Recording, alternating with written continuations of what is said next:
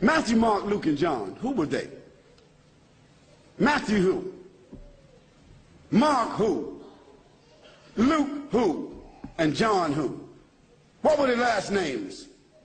When did they write?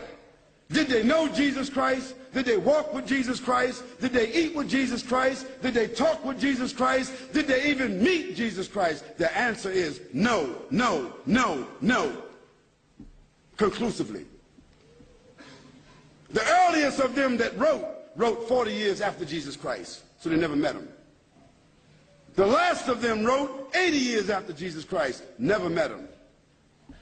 The other thing is, all of them seem to have written the gospel according to. Now, when you write a letter, do you sign it according to? According to is the third party.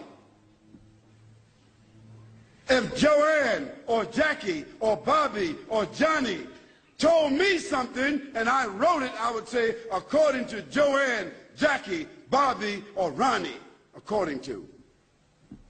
But those four people would not write a letter and in front of it say Jackie according to Jackie and not even write her last name. Because if Jackie wrote me a check and only said Jackie, I couldn't cash it. And if I was a policeman and I stopped Jackie on the road and she had a license that only said Jackie, she's going to jail.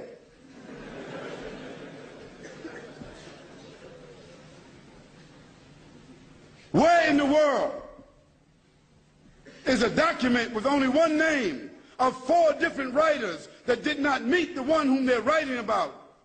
Where is that accepted in the whole world? Nowhere except in the Bible. And the church fathers and the church writers and the Christian historians, they all agree that perhaps those four writers themselves were only pen names. Because a writer would not write his first name according to. And there's a great amount of suspicion that the man called Paul, Saul of Tarsus, that because he wrote all the books from Acts all the way to the end of the New Testament, how many books is that? How many? 16, 15, 17, 19? All the books of Acts on, Colossians, Ephesians, Corinthians, Romans, Galatians, all of those books are written by whom? Paul, Saul of Tarsus, another man who never walked, who never talked, who never met, who never ate, who never prayed, who never knew Jesus Christ. Isn't that something? Now here we find four writers and another one between them that wrote all the New Testament books that never talked, never walked, never ate, never prayed, never met the man called Jesus Christ. Yet in their words, the first mentioning of the Trinity came from where? From Jesus or from them? The first mentioning of Jesus being divine, a man God, came from whom? From them. The first mentioning that Jesus is the Son of God came from whom? From them. Jesus never said in his own words any such words, but it was the men who never met him, who claimed to have written, who didn't know their last names. And Paul, by the way, before he had that vision on the road to Damascus that only he saw and only he heard, guess what his occupation was? Do you know? He was a bounty hunter, a hunter of Christians, hunting them down like animals, binding them and bringing them to where?